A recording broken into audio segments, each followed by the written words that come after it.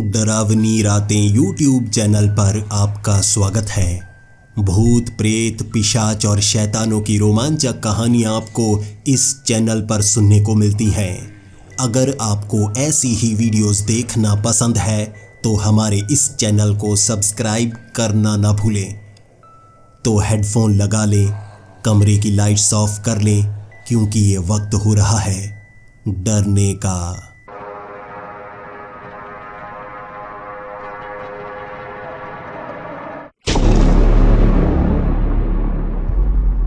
Hello दोस्तों, मेरा नाम पुनीत है और आज मैं इस कहानी का कोई किरदार नहीं हूँ, बल्कि आज मैं आपको ये कहानी कुछ अलग ढंग से सुनाना चाहूँगा।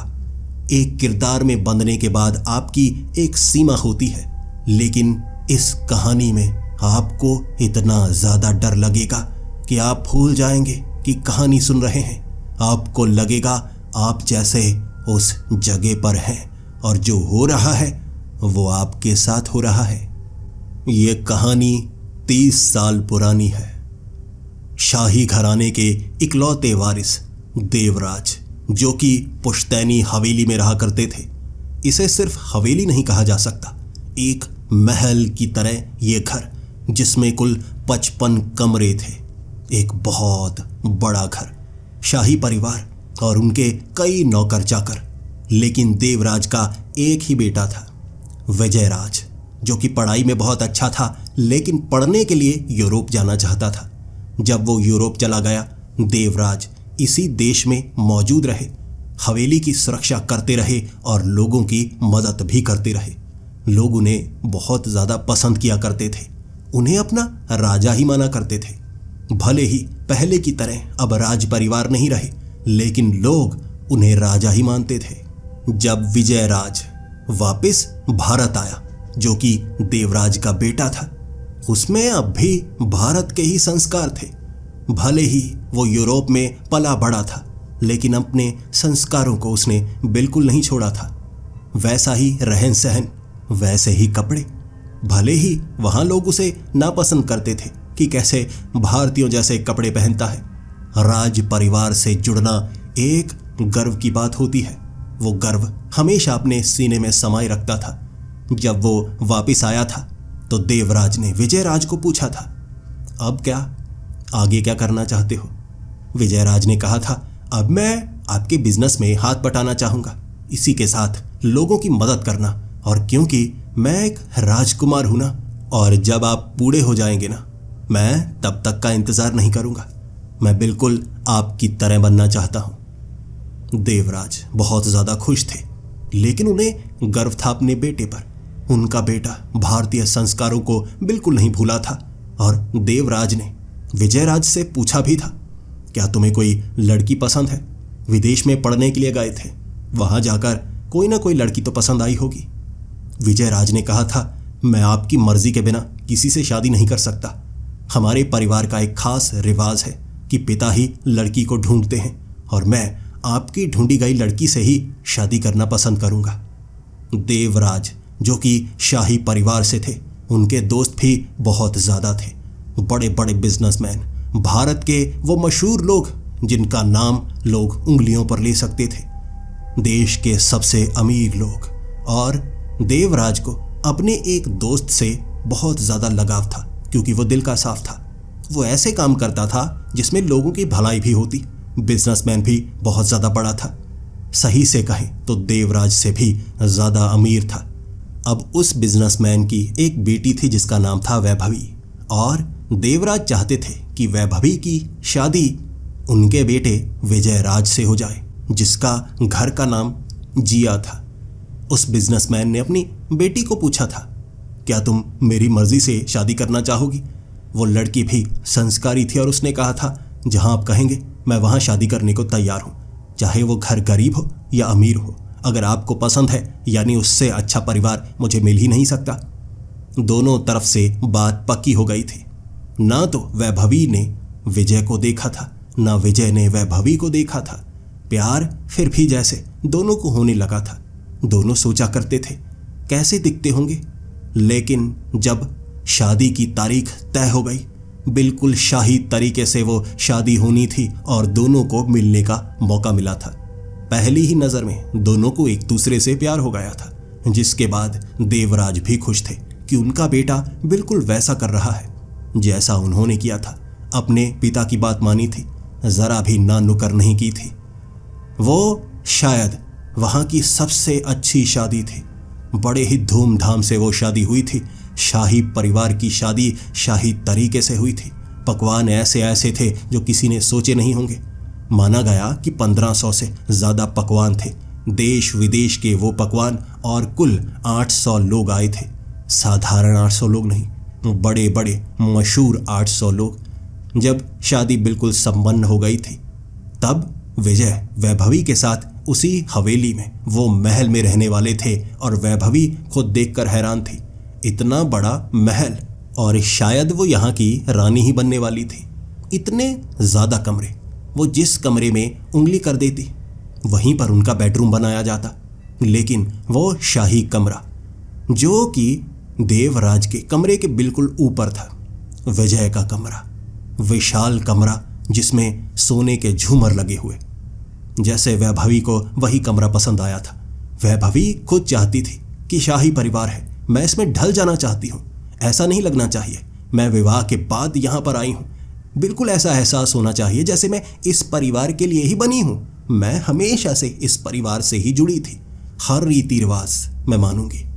वहाँ जब शादी करके पहली बार वैभवी आई थी तो विजय की कई कजन्स, जो कि जानबूझकर उसे छेड़े जा रही थी, थोड़ा तंग कर रही थी, रिवाज था। जिसके बाद उनकी सुहाग रात की वो रात, वैभवी भी उस कमरे में थी, विजय भी उस कमरे में। उस कमरे को बहुत ज़्यादा सजाया गया था। दोनों की नज़रें एक दूसरे को जैसे छोड़ना ही नहीं चाहती थी। लेकिन वहाँ पर विजय के जितने कजन्स थे, ज़्यादातर लड़कियाँ, वो उस कमरे से बाहर नहीं जाना चाहते थे। विजय नज़रें झोंकाए, ये खास रात थी, वो थोड़ा शर्मीला था। वैभवी भी शर्मीली थी, किसी को कुछ कह नहीं पाए। 1 घंटा ने तंग करने के बाद सब जानते थे जाना तो होगा, दोनों को अकेले छोड़ना होगा। ये उनकी जिंदगी की सबसे खास रात है। सबको उस कमरे से बाहर भेजने के बाद जब विजय ने उस दरवाजे की चिटिकनी लगाई थी ना, वैभवी उस बेड पर थी, वो एक तरफ चेहरा किए हुए। विजय धीरे धीरे करीब गया। उसने इससे पहले लड़की से इस तरह कभी बात ही नहीं की थी। शर्मीला था और उसे पता था आज का दिन उसके लिए खास है। वो वैभवी के पास जाकर कुछ बात करना चाहता था, लेकिन जैसे ही वैभवी के वो पास गया, उसने खराटों की आवाज़ सुननी शुरू कर दी। वैभवी जो कि घूंघट ओढ़े वहाँ पर कब से बैठी थी, थोड़ी जैसे शर्मा रही थी, किसी से बात नहीं कर रही थी। रिवाज था कि पति ही घूंघट उठाता है सुहागरात की वो रात। बाकी कजन्स बहुत तंग करने की कोशिश करेंगे, लेकिन घूंघट नहीं उठाना है, चेहरा सिर्फ अपने पति को दिखाना है। शायद वैभवी बहुत ज़्यादा थक गई थी कि वहीं बैठे बैठे जैसे उसको नींद आ गई। और विजय भी सोच रहा था ये हमारी सुहागरात है, लेकिन ये शायद बहुत ज़्यादा थक गई है। शादी बड़ी धूमधाम से हुई थी। पिछली 2 रातों से दोनों सो ही नहीं पाए थे। तैयारियां घर की, भले ही 100 से ज़्यादा नौकर चाकर थे, लेकिन उन्हें भी काम करना पड़ रहा था। वैभवी को उसी तरह एक तरफ लिटाकर विजय भी एक तरफ लेट गया। थका वो भी था, लेकिन मुस्कुराए जा रहा था। अब जवाब भी क्या दूंगा, सुहागरात कैसी गई। अगली सुबह जब विजय अभी उठा नहीं था, वैभवी उठी और उसे कुछ याद नहीं आ रहा। कल रात तो सुहागरात थी, क्या हुआ, कुछ याद क्यों नहीं आ रहा।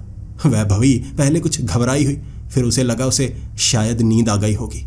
सुबह 6 बजे वैभवी अपने कमरे से बाहर गई थी और जैसे इतने सुबह भी परिवार वाले उसका इंतज़ार ही कर रहे, और सबसे ज़्यादा इंतज़ार कर रही विजय की वो कज़न बहनें, जो कि वैभवी को बाहर निकलते ही घेर कर खड़ी हो गई थी। कहने लगी थी, क्या हुआ रात को, आप एक लड़का एक लड़की उस कमरे में बिल्कुल अकेले, कोई आवाज़ नहीं आई, क्या हुआ, आपने बातें तो की ना, हम सुनना चाहते थे, कोई आवाज़ भी नहीं आई। वैभवी इतनी ज़्यादा शर्मिंदा थी, उसे पता नहीं था वो जवाब दे तो क्या दे, कहीं उसका मजाक ना बनाया जाए, इसीलिए वैभवी ने कोई जवाब दिया ही नहीं।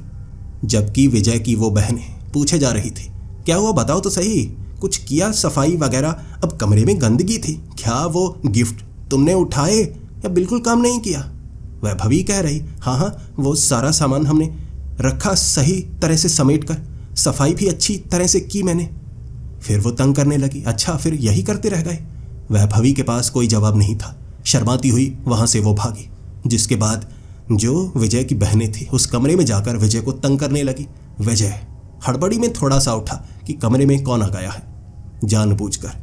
अब विजय की बहनें उसे तंग किए जा रही और उसने अपनी बहनों को भगाया। फिर याद करने लगा सुहाग रात, लेकिन उसकी बीवी तो सो चुकी थी, तो वो भी मुस्कुराते हुए अपने कमरे से बाहर गया।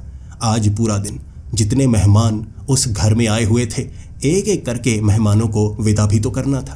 पूरा दिन यही काम करने में लग चुका था। धीरे धीरे जैसे वैभवी और विजय की दोस्ती भी हो गई। इससे पहले रिवाज के मुताबिक वो एक दूसरे से बात नहीं कर सकते थे। शाही रिवाज था जिससे माना जाता था कि विवाह लंबा चलता है और कभी भी कोई अड़चन नहीं आती। धीरे धीरे मेहमानों से बात करते हुए, एक दूसरे से बात करते हुए दोनों में दोस्ती हो गई थी। क्योंकि घर में अब वही रहने वाले थे, तो मेहमानों को एक साथ मिलकर भेज रहे। शाम हो चुकी थी, थोड़ी थकान थी दोनों में, जिसके बाद अब विजय ने भी वैभवी को कहा कि चलो कमरे में चलते हैं, मैं थोड़ा थका हुआ हूँ, वैसे ही बैठ जाएंगे। अब विजय भी बात करने से जैसे डर रहा था। वैभवी ने कहा ठीक है, मैं भी कपड़े बदल लेती हूँ, ये मोटे गहने, ये भारी कपड़े काफ़ी ज़्यादा थकान कर रहे हैं। दोनों अपने कमरे की तरफ भागे थे, जबकि देवराज और उसकी पत्नी यानी विजय के माँ बाप, वो तो दोनों को तंग ही नहीं करना चाहते थे। वो बाहर मेहमानों के साथ, और उसके बाद कह रहे अब हमें अपने कमरे में जाना है, जहाँ तुम जाना चाहो, अकेले रहो, एक दूसरे को जानने की कोशिश करो। उन्हें अकेलापन दिया गया, जिसके बाद दोनों दोबारा कमरे में आ चुके थे। विजय को पता था आज भले ही हम थके हैं, लेकिन इतना ज़्यादा नहीं थके कि दोनों को नींद आ जाए। और वक्त हुआ ही कितना था, 8 बजे। डिनर वो पहले ही कर चुके थे, अब कोई भी काम बचा ही नहीं था। शायद कमरे से बाहर जाने का अब मौका भी ना मिले। इसीलिए एक दूसरे से नजरें मिलाए हुए दोनों एक दूसरे को देखे जा रहे थे। जान तो गए थे, पहचान तो गए थे, अब दोस्ती को आगे बढ़ाने का वक्त था। क्योंकि दोनों सिर्फ दोस्त नहीं, पति पत्नी थे, और पति पत्नी में कहते हैं किसी भी तरह की शर्म नहीं होनी चाहिए। जब तक विजय बाथरूम गया था, तब तक वैभवी ने कपड़े बदल लिए थे। वो पलंग पर बैठ गई थी। विजय जब उसके करीब जाने लगा, जैसे वैभवी ने वो पल्लू अपने सर से आगे किया हुआ, घूंघट निकाला हुआ, और विजय को लगा कल ना सही, आज हमारी सुहागरात सही, मैं जाकर सबसे पहले घूंघट ऊपर की तरफ करता हूँ। मुस्कुराता मुस्कुराता जैसे विजय उसके करीब जाता जा रहा था, वैभवी थोड़ी थोड़ी हिली, जिसके बाद विजय को पता लग गया सोई नहीं है, अभी जागी हुई है, यानी ये बिल्कुल सही समय है। विजय जैसे ही आगे जाकर घूंघट को हाथ लगाने वाला था, वैभवी की वो भारी और अजीब सी आवाज, उसने कहा था मुझे हाथ मत लगाना। उसकी ये आवाज सुनकर और उसके ये शब्द सुनकर जैसे विजय घबरा सा गया और हाथ पीछे की तरफ खींचकर कहने लगा ठीक है, अगर तुम्हें अच्छा नहीं लग रहा तो मैं हाथ नहीं लगाऊंगा। जैसे ही अब विजय ने यह कहा, वैभवी एक तरफ करवट लेकर सो गई और विजय उसे देखता रह गया। दूसरी तरफ विजय ने भी करवट ली और वो भी सो गया। भले ही नींद काफी देर बाद आई थी, लेकिन वो बात को सोचे सोचे बड़ा अजीब सा महसूस कर रहा। उसे लगा था थक गई होगी या गुस्सा है मुझसे। किस बात के लिए गुस्सा होगी, मैंने तो कोई गलती नहीं की, आखिर वो बिल्कुल मेरी रानी की तरह है, मैं उसके साथ बदतमीजी या कुछ कर ही नहीं सकता। क्या सच में उसने मुझे हाथ लगाने से रोका इस तरह से? अगली सुबह सबसे पहले वैभवी उठ चुकी थी। उठने के बाद वैभवी जैसे देखने लगी विजय, जो कि एक तरफ करवट लिए सोया हुआ था। वैभवी याद करने लगी कि कल रात क्या हुआ। कल रात शायद उनकी सुहाग रात थी और वो थके भी नहीं थे ज़्यादा, जल्दी ही कमरे में आ गए थे, लेकिन उसे कुछ याद ही नहीं आ रहा।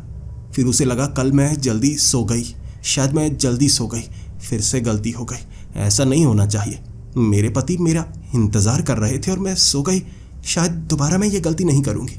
कुछ देर इंतजार करती रही। वैभवी उसके बाद एक खास शरबत बनाकर लेकर आई, बहुत महंगे वाला शरबत जिसे पीने के बाद कहते हैं आपको बहुत अच्छा महसूस होता है। वैभवी वो शरबत बनाकर लेकर आई थी कि उसके पति विजय उठेंगे और वो सबसे पहले उन्हें वो शरबत पिलाएगी और माफ़ी मांगेगी कि रात को गलती हो जाती है, सुहाग रात फिर से खराब कर दी ना। जैसे ही विजय की नींद खुली थी, विजय उठते ही वैभवी की तरफ देखकर अपना मुंह मोड़कर दूसरी तरफ चलने लगा। तभी वैभवी ने कहा, देखिए क्या हुआ, आप गुस्सा लगते हैं। वैभवी को पता था वो सो गई, इसीलिए उसके पति गुस्सा होंगे। वैभवी आगे घूम कर आई और अपनी कलाई पर वो कंगनों की आवाज़ निकालते हुए कहने लगी, जाने नहीं दूंगी। ऐसे कैसे, देखिए माफ़ कर दीजिए, कल रात गलती हो गई, मैं क्या करूं, नींद आ जाती है मुझे। तभी विजय ने कहा, नींद आ जाती है वो तो ठीक है, लेकिन अपने पति को इस तरह से जवाब दोगी और ऐसी आवाज़ निकाल कर कि अगर तुमने मुझे हाथ लगाया तो देख लेना। ये क्या था, धमकी थी। वैभवी कहने लगी, ऐसा कैसे हो सकता है, ऐसी धमकी मैं आपको कैसे दे सकती हूँ, आप मेरे पति परमेश्वर हैं, आप मुझ पर गुस्सा दिखा सकते हैं, मैं आपको कभी गुस्सा नहीं दिखा सकती, ऐसा नहीं हुआ होगा। तभी विजय कहने लगा, गुस्सा तो किया था तुमने, मुझे नहीं पता उस समय तुम होश में थी या नहीं, या नींद तुम पर इतनी हावी हो गई, तुमने नींद में तो ये सब नहीं कहा। वैभवी ने नजरें नीचे की तरफ की और कहा, सो तो नहीं गई थी मैं, बैठे बैठे याद नहीं है मुझे कुछ। तब विजय हंसने लगा, अच्छा तो शैतान हो, नींद में बातें करती हो, मुझे तो डरा कर रख दिया। मुझे लगा पता नहीं इतना गुस्सा तुम्हें मुझ पर कैसे आ गया, और वो खास रात थी, तुम सो गई, मुझे एक बार के लिए लगा था शायद मैं तुम्हें पसंद नहीं। विजय ने यह बात कही थी और वैभवी ने अपना हाथ जैसे विजय के होंठों पर लगा दिया, विजय के मुंह को बंद कर दिया और कहा, ऐसा सोचना भी नहीं, मैंने आपको परमेश्वर मान लिया है, अब आप मेरे पति हैं, आपका पूरा हक है मुझ पर, मैं आपको कभी गुस्से में बोल ही नहीं सकती। अगर ऐसा हुआ है मैं माफ़ी मांगती हूँ, सपने में शायद मैंने बोल दिया होगा, मैं सो गई, इसमें मेरी गलती है, आप जो सज़ा देना चाहे मुझे दे सकते हैं। विजय जैसे हंसते हुए कहने लगा था, अच्छा अब मैं सज़ा दूंगा तुम्हें, तुमने एक ऐसी गलती की है जो तुमसे नहीं हुई, अब नींद में बुड़बुड़ाने की आदत तो सबको होती है। दोनों काफ़ी समय तक मजाक करते रहे और अब तो विजय के अंदर वो डर भी खत्म हो गया। विजय को लग रहा था कि शायद ये मुझे पसंद नहीं करती और मैं इसे छू नहीं पाऊंगा, लेकिन सपने में बोला ये सोचकर विजय का सारा डर खत्म हो गया। पूरा दिन वो उस महल में घूमते रहे और विजय घुमा रहा था वैभवी को कि ये कमरा मेरे दादाजी का हुआ करता था, यहाँ देखो हर चीज़ सोने की, लेकिन पुराने ज़माने की। वो वाला कमरा देखो, हमने थिएटर बना रखा है, पीछे वाला कमरा, वहाँ पर तुम्हें ऐसे ऐसे कपड़े देखने को मिलेंगे जो पूरे के पूरे इलाके में मौजूद नहीं है, वहाँ पर है। जब भी तुम्हें सूट सिलवाने की कोई ज़रूरत पड़े यहाँ से ले लेना और एक बार पहनना। हम एक बार से ज़्यादा किसी भी कपड़े को अपने शरीर पर पहने नहीं रहते। पूरा दिन वो महल घूमते घूमते दोनों एक दूसरे का हाथ पकड़े हुए, दोनों में जैसे प्यार बढ़ता जा रहा था। और देवराज भी कई बार पास से गुजरे और मुस्कुराते हुए, अब पति पत्नी में प्यार बढ़ना चाहिए, मुझे देखकर हाथ क्यों छोड़ दिया। अरे वैभवी, वो तुम्हारा पति है, ऐसे शर्माने वाली बात नहीं है, ये शाही महल है और यहाँ जो भी तुम्हारी तरफ देखेगा नजरें झुकाकर देखेगा, डरने की कोई बात नहीं है। तभी वैभवी भी काफ़ी ज़्यादा खुश, किसी ने परेशान नहीं किया, बहुत ज़्यादा जैसे नौकर चाकर तो थे लेकिन सभी नज़रें नीचे ही रखते, महारानी की तरफ नज़रें ऊपर करके कोई भी देखना नहीं चाहता था। घूमते घूमते पीछे वाले गार्डन में गए, जैसे 40 एकड़ का बना हुआ वो गार्डन, जहाँ कई सारे जैसे फव्वारे लगे हुए, उन्हें देखते देखते दोनों एक दूसरे की आंखों में खोए खोए। रात का वक्त हो गया और वापस आते आते विजय ने कहा था, आज हमारी दोस्ती तो अच्छी हो गई, लेकिन मैं पूछना चाहूँगा, आज हमारी सुहागरात होगी या वो टाल दी जाएगी। वैभवी ने हंसते हंसते कहा था, शायद हो, बाकी मुझे पता नहीं, आप सो तो नहीं जाएंगे। दोनों में काफ़ी ज़्यादा मजाक हुआ और विजय को पता था शायद वो पुरानी गलतियाँ वो सब भुला दिया जाएगा, आज वो खास रात होगी। जब विजय वो कमरे में गया, वैभवी ने कहा था, मैं तैयार हो जाऊँ, मैं बहुत अच्छे से तैयार होना चाहती हूँ। मैंने सोचा हुआ था कि जब हमारी सुहागरात होगी सब गहने में पहने रहूँगी। मैंने दूसरी बार कोशिश की, मैं सो गई थी, इस बार नहीं सो सकती, मैंने बहुत ज़्यादा कॉफ़ी पी हुई है। जिसके बाद जो विजय था बाहर कुछ समय घूमता रहा। जैसे ही वैभवी ने इशारा किया अंदर आने का, एक खास तरह की जैसे चम्मच को जमीन पर मारकर वो आवाज निकाली थी कि वो तैयार है, बिना बोले। जिसके बाद विजय उस कमरे की तरफ बढ़ने लगा। सामने उसने वैभवी को देखा जो कि घूंघट ओढ़े हुई थी। जैसे ही विजय ने वो घूंघट ऊपर की तरफ किया, विजय को लग रहा सो तो नहीं रही होगी, बेवजह फिर से कुछ बोले ना, सपने में बोलेगी और ऐसा ना हो मुझे गुस्सा आ जाए। लेकिन वैभवी जाग रही थी। जाग तो रही थी लेकिन उसकी आंखें जितनी लाल थी, एक पल के लिए विजय डर गया था। आखिर वैभवी को इस तरह लाल आंखें किए हुए कभी नहीं देखा। गुस्से में है? क्या हुआ वैभवी, क्या हुआ? वैभवी ने ऊपर की तरफ आंखें की। आंखें लाल ऐसे थी जैसे खून सारा का सारा आंखों में आ गया हो।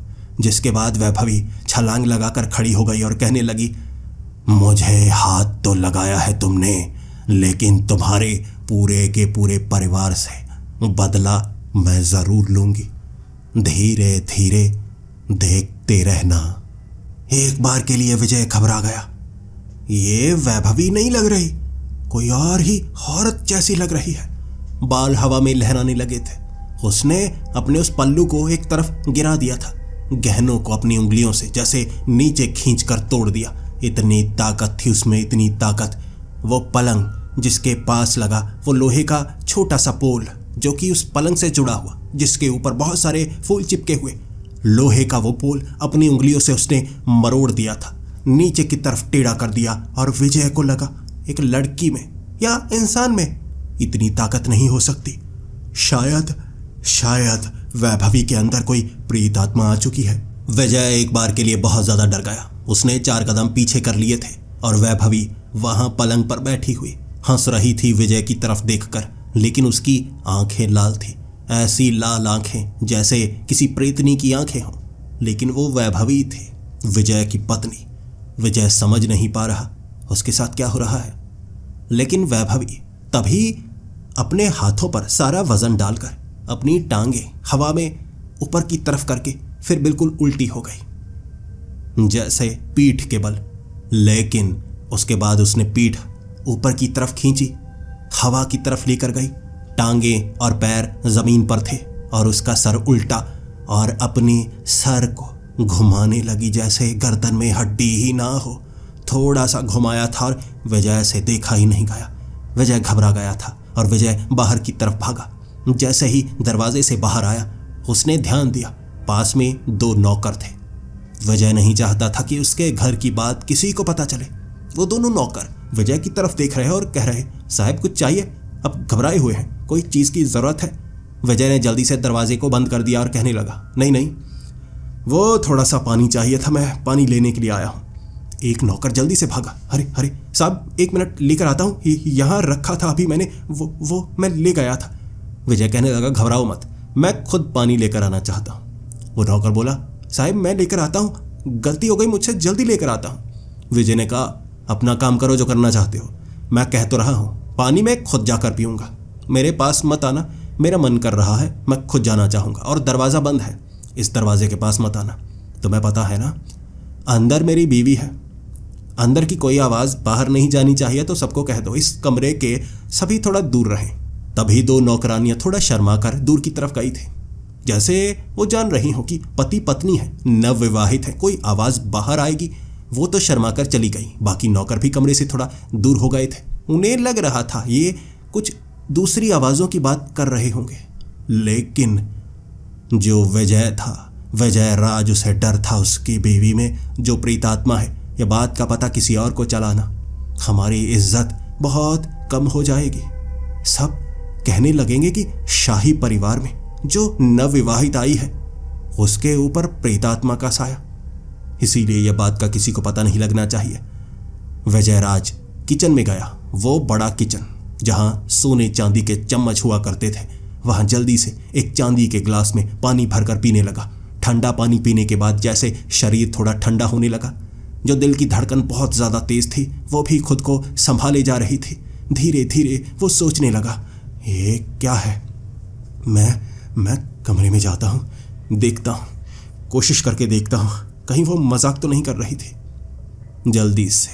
जैसे ही विजय उस कमरे में गया उसने अपनी बीवी को सोते हुए देखा। उसकी हिम्मत नहीं हुई वैभवी को उठाने की, इसीलिए वो पास में जैसे ही बैठने वाला था उसे लगा करीब मैं सोता हूँ। वैभवी पलटी, आंखें लाल, और कहने लगी, उठो उठो, तुम यहाँ तो नहीं सो सकते, तुम बस इंतजार करो, समय का इंतजार करो। उसने धक्का दिया था विजय को और धक्का देकर दरवाजे के पास गिरा दिया। दरवाजे पर एक आवाज आई थी। जैसे ही विजय बाहर की तरफ गया दरवाजा लगा दिया और उसे लगा मैं कमरे में नहीं जा सकता, ये प्रेत आत्मा उसके शरीर में है। वो तो धमकी दे रही थी। दरवाजे की आवाज आई थी। विजय को लगा था कोई ना कोई नौकर जरूर आ जाएगा, मैं क्या बताऊंगा। कोई नौकर नहीं आया। एक नौकर थोड़ा ऊपर आया था। जैसे ही विजय को बाहर देखा जैसे हंसते हंसते वहां से चला गया। वो कुछ और समझ रहे थे, लेकिन विजय की हालत तो कुछ और ही बनी पड़ी थी। विजयराज एक दूसरे कमरे में जाकर सो चुका था। सुबह विजयराज जब उठा, इस घर के एक कमरे में आग लग चुकी थी, जहां पर महंगे महंगे कपड़े रखे हुए, सारे के सारे नौकर आग को बुझाने में लगे हुए। वहां पर पानी मारकर आग को बुझाया तो गया, लेकिन कमरा बुरी तरह से झुलस चुका था। बहुत कीमती चीजें जल चुकी थी। सबका यही सवाल था। और विजयराज जब वहां बहुत डरता डरता पहुंचा, देवराज कहने लगे थे, विजय डरने की बात नहीं है, कोई बात नहीं, कोई नुकसान नहीं हुआ, हम इस कमरे को पूरी तरह से नया बना देंगे। लेकिन समझ में नहीं आ रहा ये आग कैसे लगी। नौकर जो यहाँ आसपास रहते हैं, सजा तो मिलेगी, उन्होंने सफाई ज़रूर की होगी, कुछ ना कुछ किया जिससे आग लगी। दोनों नौकर मानने का नाम नहीं ले रहे। वो तो इस समय इसके नीचे वाले फ्लोर में थे, लेकिन अब किसी पर जिम्मेदारी तो डालनी थी। जब उस कमरे की आग को बुझाया गया ना, उस कमरे में एक अजीब चीज़ थी। जैसे सामने दीवार पर गहने टंगे हुए थे, बाद में गहने टांगे गए, यानी एक तरफ आग जब लग चुकी थी वहां गहने टांगे गए, और ये गहने थे वैभवी के, नई शादी के बाद मिले हुए वो महंगे गहने। देवराज ने जब ये देखा था उसके बाद विजय से पूछा था, ये गहने यहाँ क्या कर रहे हैं, तुमने ये गहनों को यहाँ रखा है? विजय ने कहा नहीं। तब देवराज ने कहा वैभवी ने रखा होगा, सवाल पूछना होगा उससे। देवराज ने कहा नहीं, वैभवी से क्यों पूछेंगे। लेकिन देवराज की पत्नी यानी कि विजयराज की माँ ने वैभवी को बुलाया, ये सब दिखाया, और वैभवी कह रही किसी ने तो चुराए होंगे, चुरा कर यहाँ रखे होंगे, बाद में आग वगैरह लग गई होगी। सबको लग रहा था वैभवी बिल्कुल सच बोल रही है, लेकिन अपने आप यहाँ पर वो कैसे आ गए, ये बात सच थी या नहीं किसी को नहीं पता। लेकिन विजयराज जैसे घबराने लगा, और विजयराज ने बाद में वैभवी से बात की कि रात को क्या हुआ तुम्हें पता है।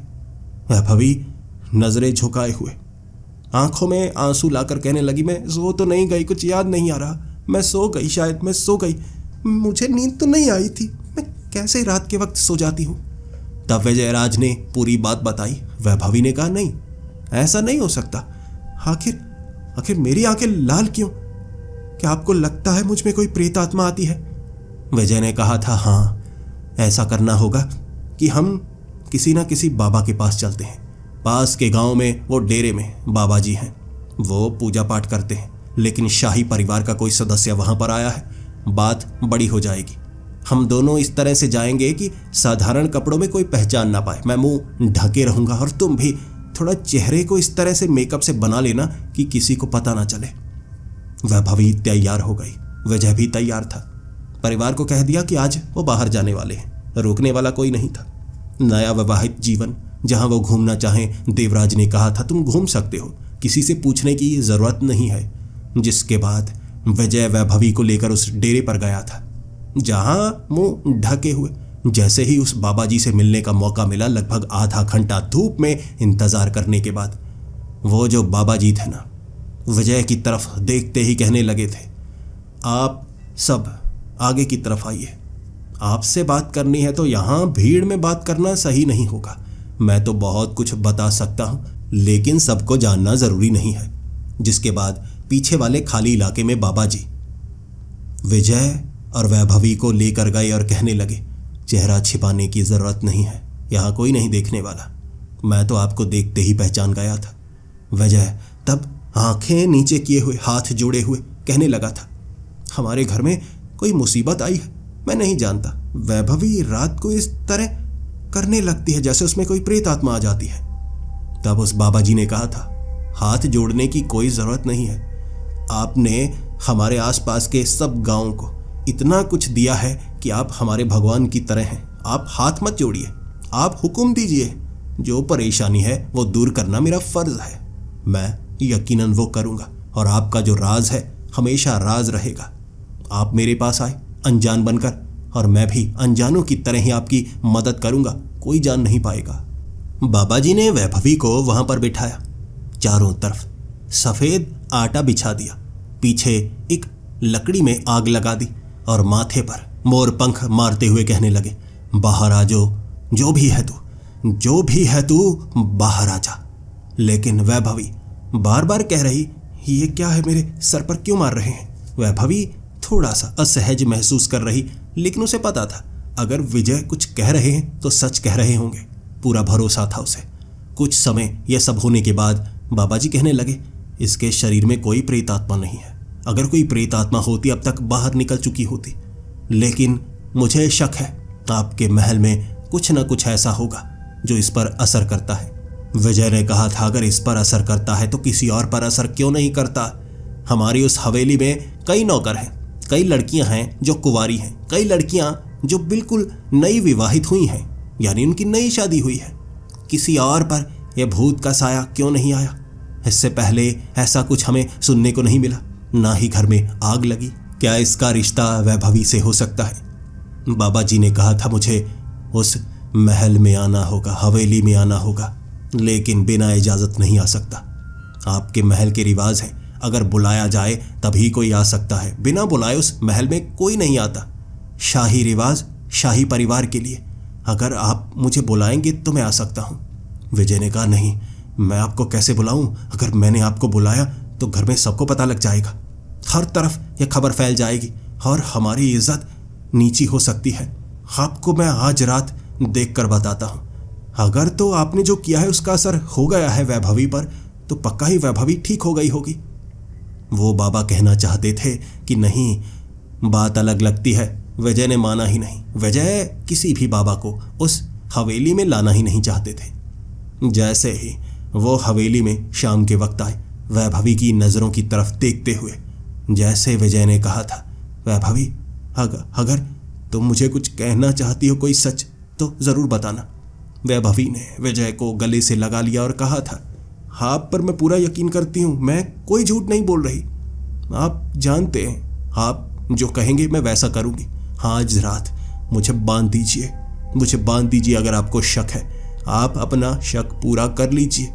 कहीं सच में मेरे शरीर में कुछ आता तो नहीं? जो धमकी दे रहा था जैसा आपने बताया, कुछ और अनर्थ ना हो जाए। वो रात फिर से मैं उसी कमरे में गया था। वैभवी सामने थी, खिलखिलाकर हंस रही थी। उसके बाद मुझे लग रहा था शायद कुछ हुआ है। वैभवी कह रही, मैं हंसती रहूंगी, बातें करती रहूंगी, इससे कुछ नहीं होगा। शायद मुझे नींद आ जाती है, तभी तो ये सब होता होगा ना, नींद में मैं बोलती हूँ। लेकिन विजय का मानना था वो नींद में बोली गई बातें नहीं थी, वो पोल का टेढ़ा हो जाना। लेकिन बातों बातों में अचानक विजय जब कह रहा था, समय तो काफ़ी बीत गया है, मुझे नहीं लगता अब दोबारा कुछ होगा, शायद तुम सपने में ही थी, अब बातें करती जा रही हो ना, कुछ गड़बड़ नहीं हो रही। अचानक जैसे वैभवी की आंखें लाल हो गई, पीछे से रोशनी निकलने लगी, बाल लहराने लगे और जैसे ही विजय को उठाकर पटका था, वैभवी ने दीवार से सटा दिया और ऐसे हवा में उड़ रही थी। विजय को गर्दन से पकड़कर हवा की तरफ खींचती जा रही और ऊपर लटकाकर। विजय को सांस नहीं आ रही थी, ऐसा लग रहा था विजय का आखिरी दिन हो। तब वैभवी ने कहा था, मेरे पति के रूप में हो, इसीलिए मार नहीं सकती, लेकिन अंत में बारी जरूर आएगी। वैभवी ने विजय को छोड़ दिया, लेकिन जल्दी से भागकर दरवाजे के बाहर चली गई। विजय पीछे पीछे वो वैभवी को पकड़ना चाहता था, क्योंकि वैभवी बाहर जाकर कुछ भी कर सकती थी, सबको पता लग जाता। नौकर चाकर आसपास तो नहीं थे, लेकिन दूर तो होंगे। वैभवी कहाँ गई विजय को पता ही नहीं चला। विजय एक एक करके अलग अलग कमरों में जाता गया। एक बार वो अपने पिता के कमरे में भी गया था। पूछ रहा था, आपकी सेहत ठीक है? मुझे बुरा सपना आया था। लेकिन धीरे धीरे उसे लगने लगा वैभवी बाहर तो नहीं भाग गई होगी। बाहर वो बड़े गार्डन में विजय बहुत समय ढूंढता रहा, लेकिन सुबह जब हो चुकी वो गार्डन में ही सो गया था। सुबह होते ही हाहाकार मची हुई उस हवेली में।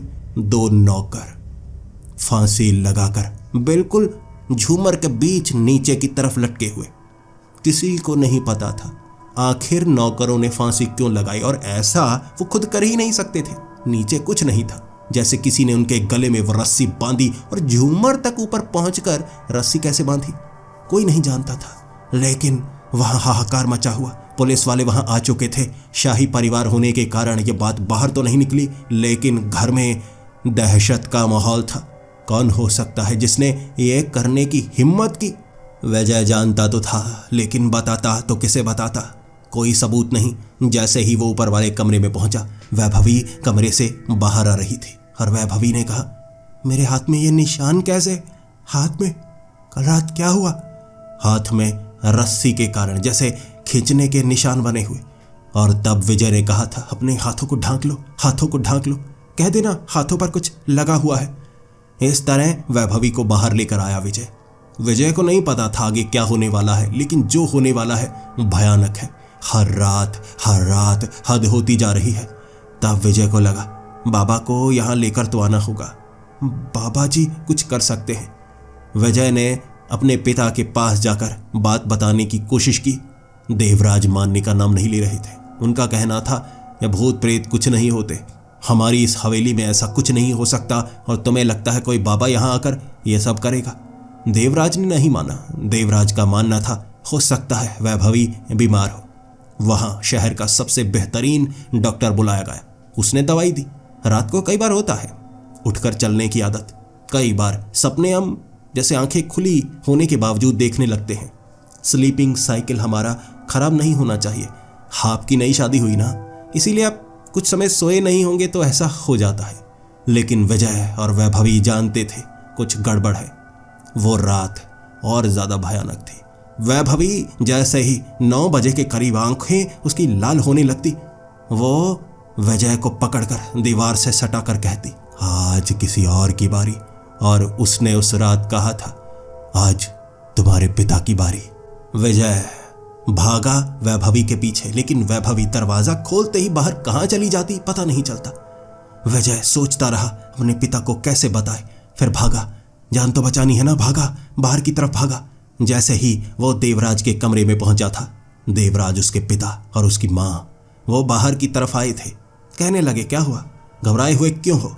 विजय ने कहा था, वैभवी आपको मारने के लिए आ रही है, मुझे कहा है उसने। देवराज कहने लगे थे, चुप हो जाओ, ऐसे अपनी बीवी पर इल्जाम मत लगाओ, नौकर सुन रहे हैं, यह बात बाहर निकल सकती है। तुम पागल तो नहीं हो गए?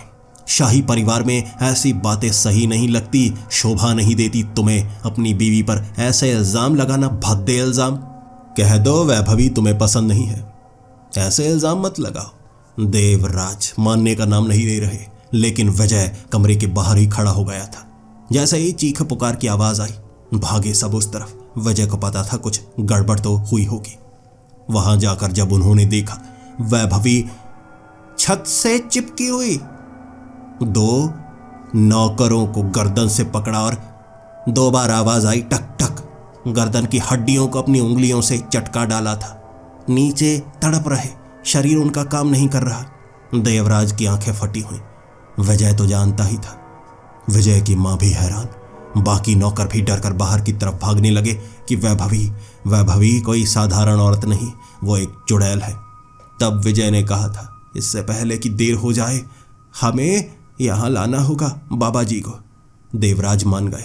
विजय उसी रात बाबा जी को यहां लाना चाहता था। एक नौकर को संदेश देकर भेजा गया। बाबा जी वहां पर पहुंच गए।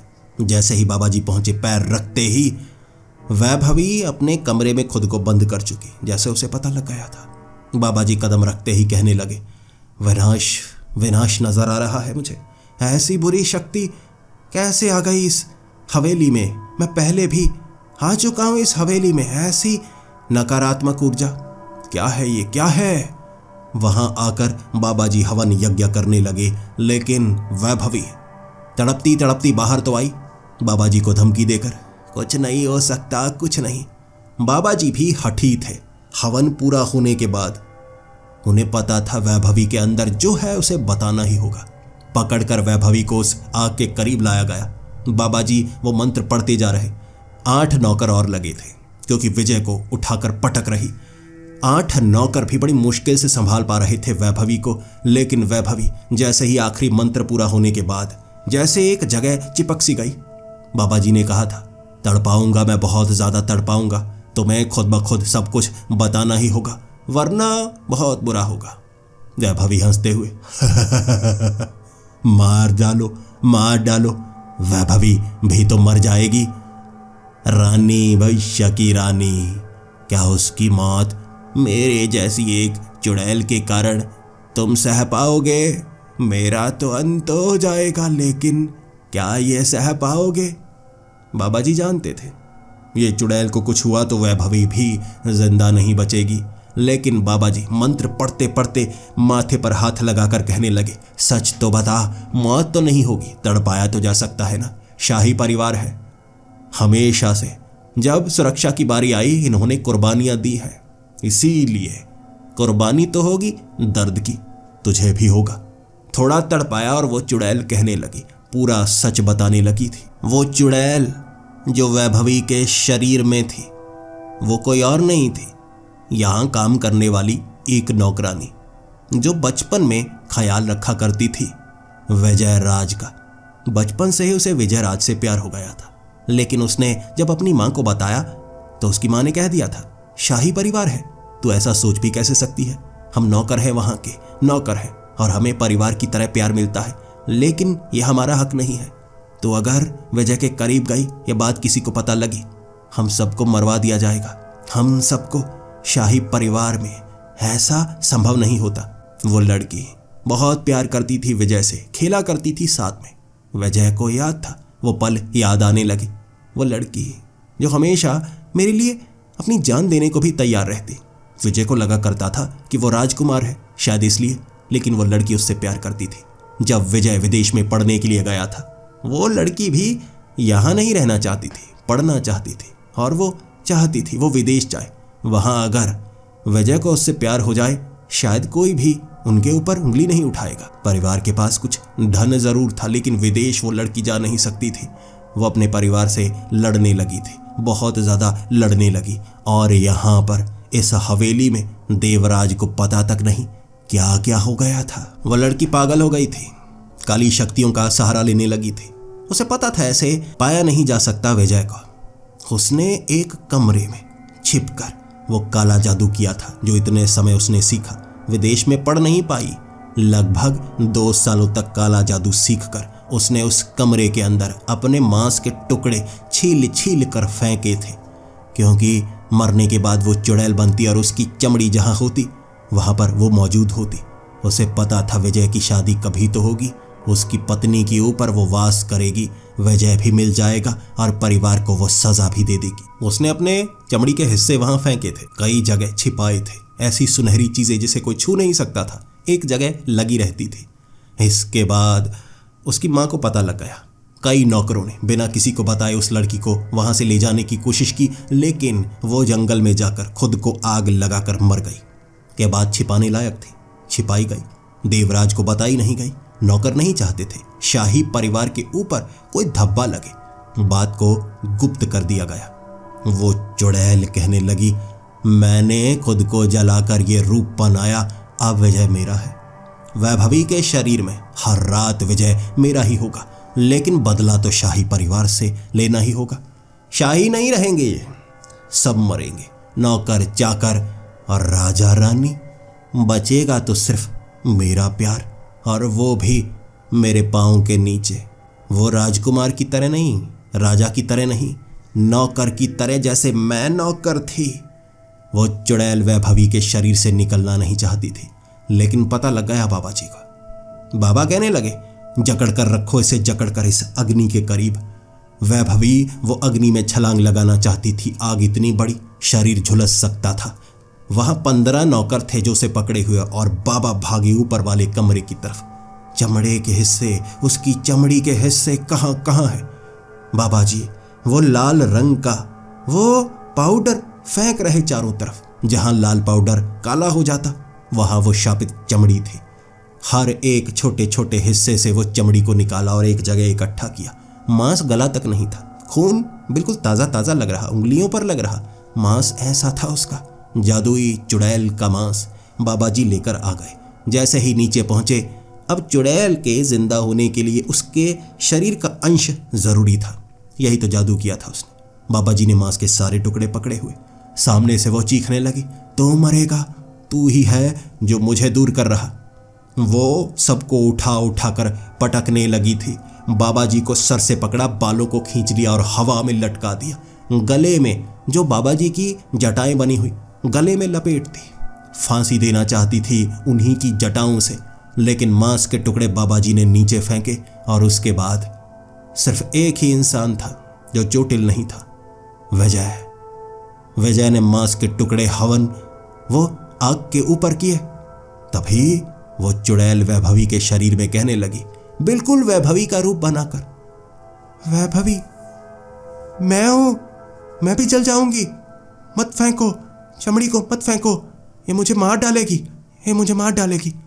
आप अपनी पत्नी को मरता हुआ देख सकते हैं, छोड़ दीजिए, समय आएगा ये माफ कर देगी हमें, छोड़कर चली जाएगी मेरे शरीर से। विजय एक बार के लिए टूटने लगा और विजय ने आंखें ऊपर करके अपने परिवार की वो बातें याद की।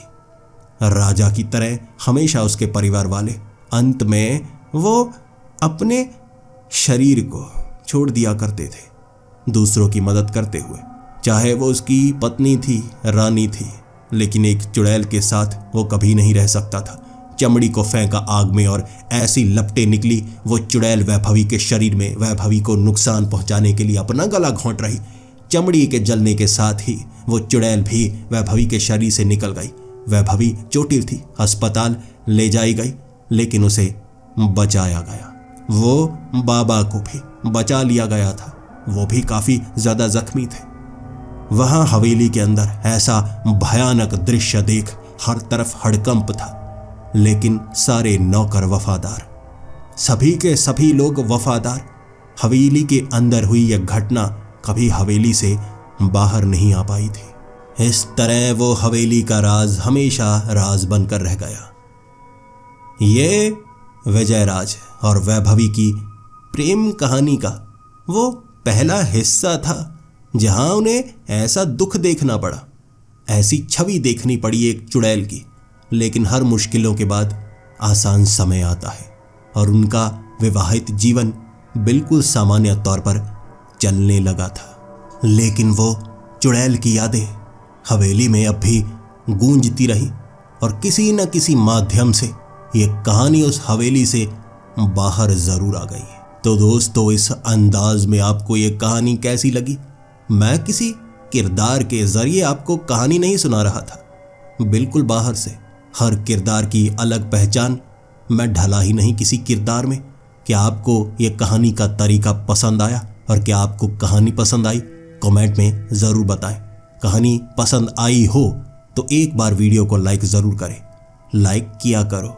मैं आपके लिए कहानी बनाता हूँ, आपसे छोटी सी रिक्वेस्ट होती है, आप उसे पूरा ज़रूर करें। अगर प्यार करते हैं तो मिलते हैं अगली वीडियो में, तब तक के लिए डरते रहें।